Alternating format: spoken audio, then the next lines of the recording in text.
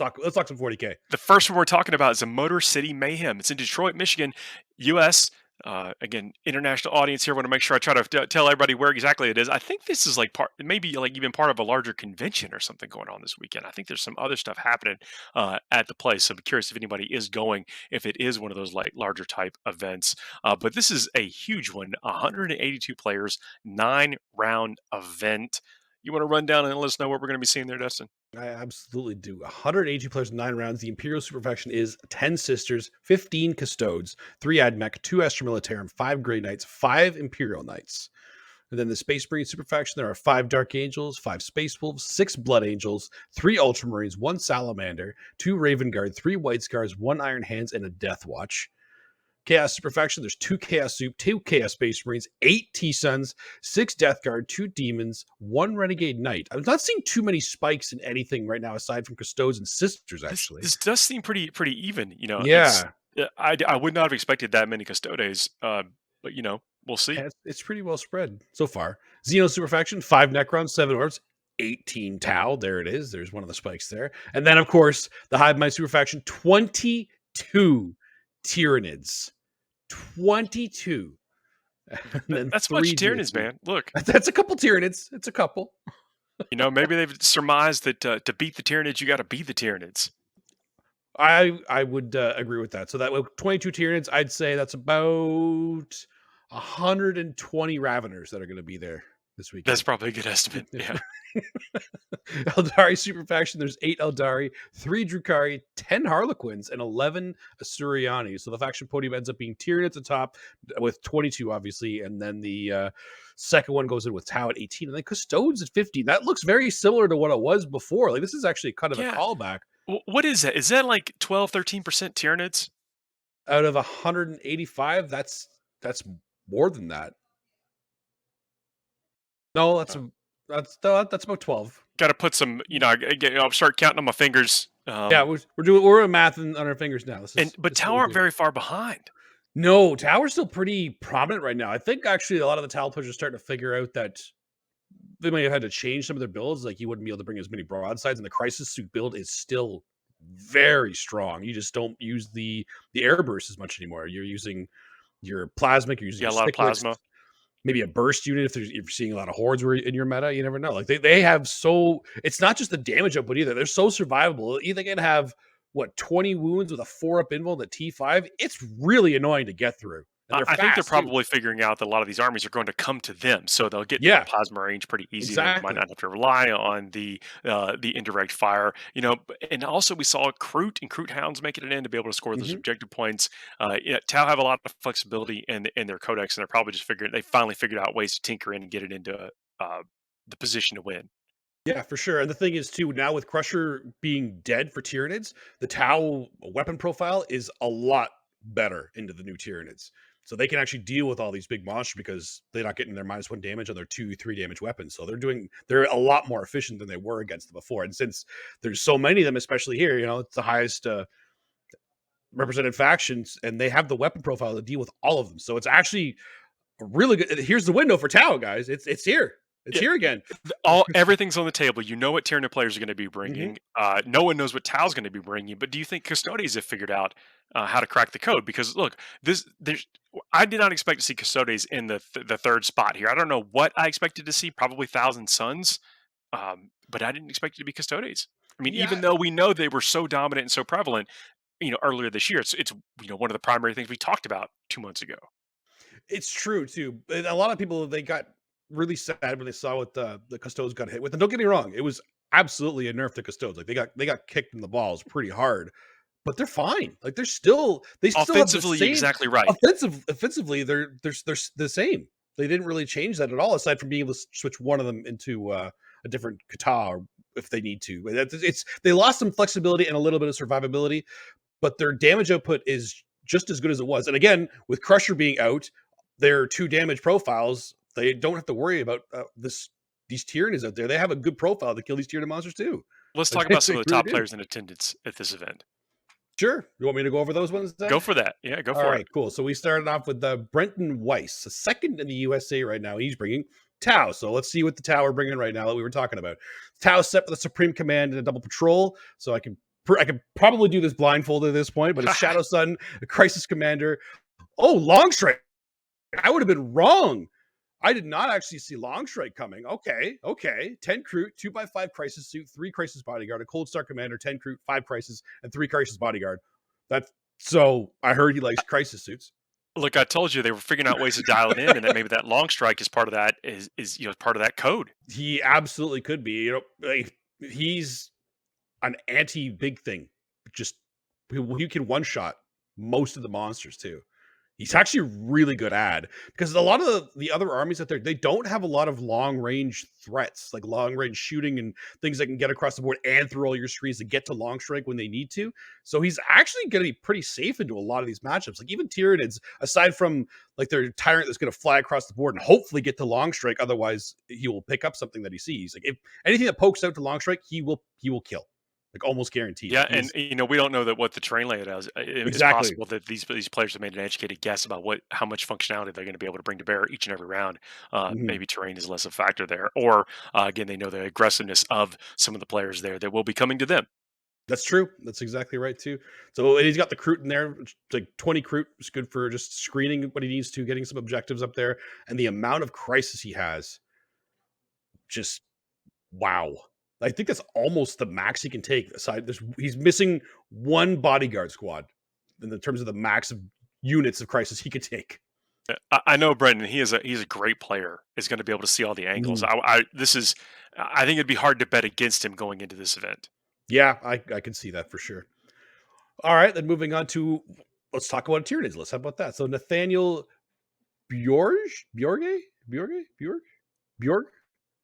I'm just Stop going to laughing at me, keep production. trying. Yeah, I mean, I'll keep going until somebody corrects me or I just embarrass myself to death. All right, so he's 8th in the USA. I'm sorry, Nathaniel, if I butchered that at least it is 3 never times. our intent to mess the names up. It's never our intent.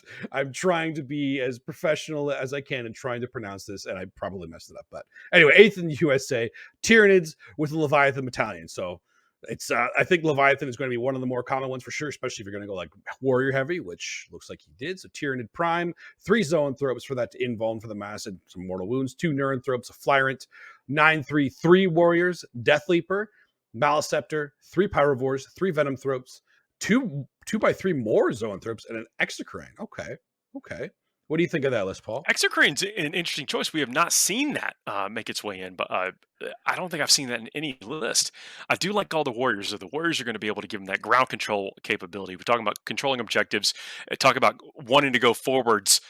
You're probably going to see the warriors jump up and control the middle of the field, and then everything else is kind of Mhm. moving behind it and just dish out all that damage.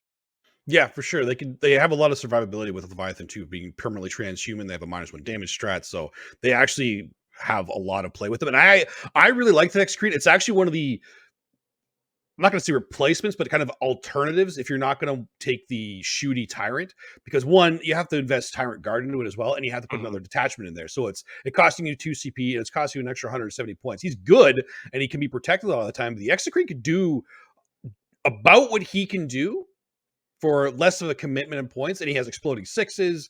And I actually still like the Exocrine for sure. I like that add in there, and it saves in the CP, like I said.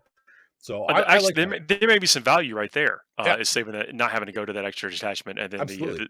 basically the CP discount for not too much of a reduction in offensive capability. The Death Leaper, though, I did not see too many Death Leapers last weekend, and I've been really impressed with that unit. I love Death Leaper, and I think I've said it before too. I think you only need either Death Leaper or the Parasite in your list. You don't need both. You can use both, but they're both tech pieces, and you generally only need the one. And it's neither one of them is the right or wrong answer. But Death Leaper shutting off any strats when you're in combat with them is huge right now with a lot of the Yeah, strats that people have. Like it shuts out everything. You can't interrupt. You can't that's the transhuman. thing. There's no interrupt, no command point reroll. Mhm. There's all Nothing. kind of stuff. Like you're just stuck. Like you're fighting me with what you got. I don't care about your stratagems. So I love Death Leaper for that. Plus, he can just go back in the deep strike too, because technically he's And a lictor, right? with pyrovores, what we're seeing, if players have pyrovores, they are bringing the pyrovores. Yeah, if you own them, you're bringing them. They are so value. Like they're just huge value for 30 points in their flame profile. I talk about them every week, and I will continue to talk about them because they keep showing up in lists as they should. They do great damage. They have great survivability, and they're so cheap for what they do. And the Venom Thropes they're another tech piece now. They're for 105 points, you're getting -1 to hit like army wide based on if you're close enough to your guys, and you get a fight last potential, and you get holding in combat potential. Like it's so much value out of that unit. Oh, that's real nice. I want to before we go to Jack's list, I want to talk about what's going on in the chat. Yeah, people are saying that at least they suspect that at least half those custodians lists are probably the old builds from the custodians list, Yeah, and that could be the case. I mean, certainly with tournaments like this, you do bring what you have, and there's also something to be said about being like sticking to your faction and sticking to your units. That's actually you'll get more wins out of that than you will be jumping one flavor to the next, to the next, to the absolutely. next. Especially when there's pressure on the line, like at a Mhm. tournament. That's what we see. The results really pan out that way most of the time. Yeah, I'd like to think that we are the Thursday Show are very big proponents of specializing in the factions, just to make because Yeah. it doesn't matter what happens with any codexes or your codex or the meta, the missions, everything. If you know your codex, you'll be fine, and you'll be able to pull out the wins. You'll figure Yeah, it out. and actually, that's one of those things. The familiarity with your actual units, what your Mhm. stratagems are, have them in your back pocket.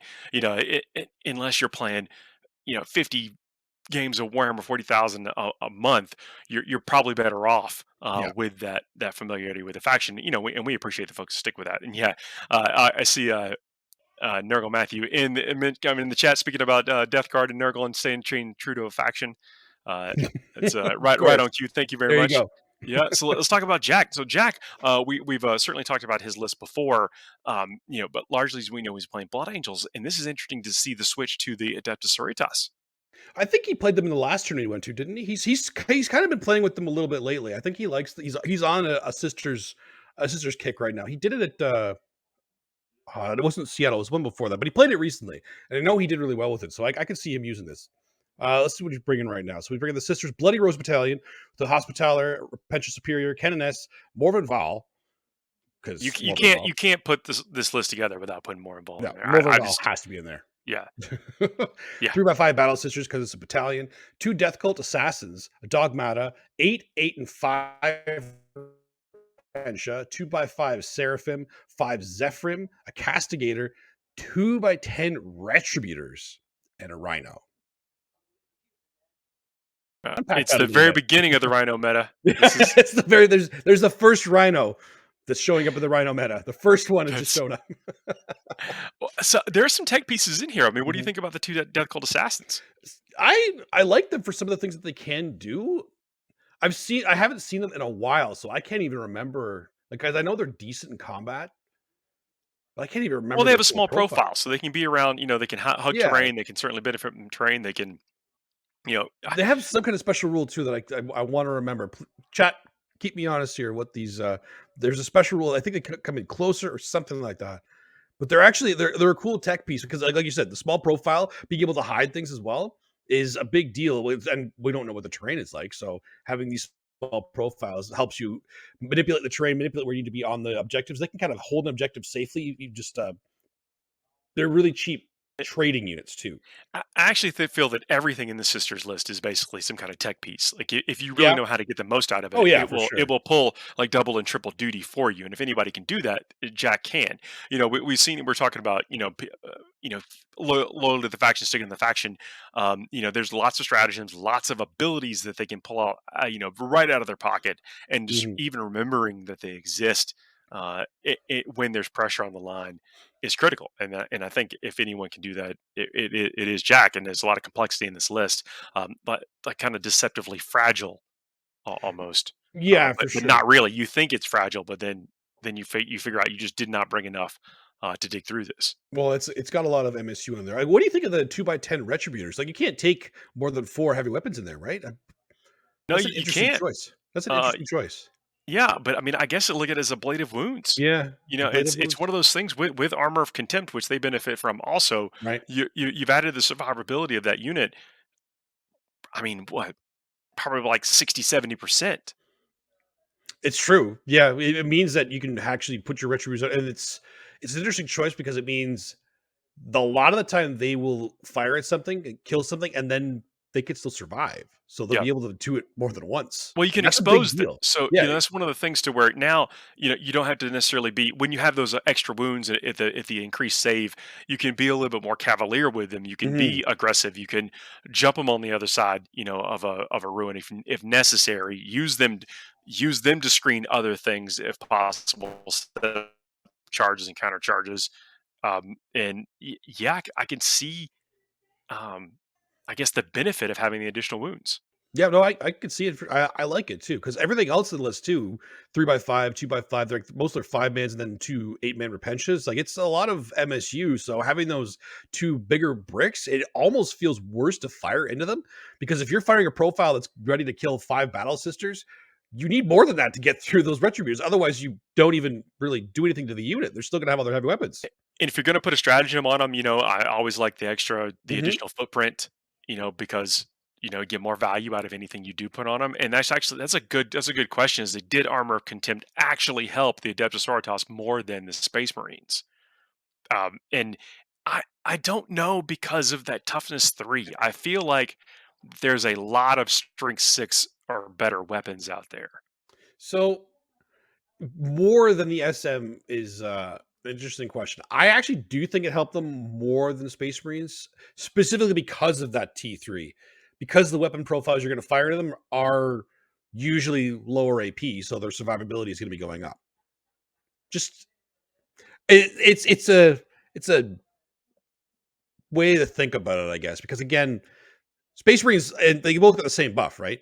But the T3 Yeah. is almost it benefits them more because of the profiles that are already going to be See, firing at them. I I I think it I benefits I them a bit can more. see that. Like, I'd actually love to see what the math actually is, but I just Mhm. feel like there is, because of what people are taking to deal with things like Tyranids and like what were vehicle spams and whatever, is that it's on average a higher strength weapon, and so they are helped, but I don't know if they're helped more because more things are wounding them on twos Of course. anyway. Yeah. Again, Th they did get help.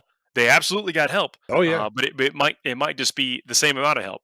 But that's, It might be. but it also might come down to the fact that and I know we've covered this before, and I don't necessarily want to cover all ground, but it's really easy to mess up a sisters list, if you Mhm. ask me. I think you can really skew the wrong direction and kind of bring you'll bring in flamers when you needed plasmas or melters or whatever, or vice versa. And so maybe that extra save will give you an extra round to make the most out of your what it might be your suboptimal choices for that particular matchup. And so Mhm. the fact that the Adeptus Sororitas might get an extra game win out of all this means it actually might have helped them because they just needed that one extra game to get into the top bracket. Yeah, that makes sense. It's a I good might way have to look talked at it too. myself into agreeing with you. Hey, there you go. See? Yeah, it just takes you convincing yourself If I sometimes. That's just all. keep talking, Just I keep will agree with talking. you the whole time. So, That whenever we disagree, I'll just get you to keep talking. Just yeah. that's all it No, takes. explore It's that. fine. Walk around in that thought, Paul. Yeah, Yeah, let's, walk let's around. do Yeah, that. let's talk about that a bit more. Let's hear more about that. I think you're onto something here. So I know I kind of called my shot about who I think is bringing this down or what faction. I actually called the player too. I think that Brenton he's been out there putting in the work, putting in the effort, and taking on some tough opponents recently. This could be his time to shine. What do you think? This towel list is actually it's reading the meta perfectly. It's hard for me to go against it, but I'm going to. Yeah. I'm going to. Only because I like Jack's list into that. Okay. I think he has some tools in there. It's interesting because if you look at the Tau list and the sisters list, I was like, oh, the Tau just tabled that. I was like, I don't know. I don't think it does. It's that I one think rhino. It's going to yeah, give them that one all they rhino. need. That one rhino is going to make all the It difference. really is. Watch. Well, look, if Just they watch. actually do make it into the finals together, I think it will be an That'll be epic great. showdown that people will want to check out if they possibly can. So, keep an eye on what's happening at that event. I'm sure you can follow along in BCP.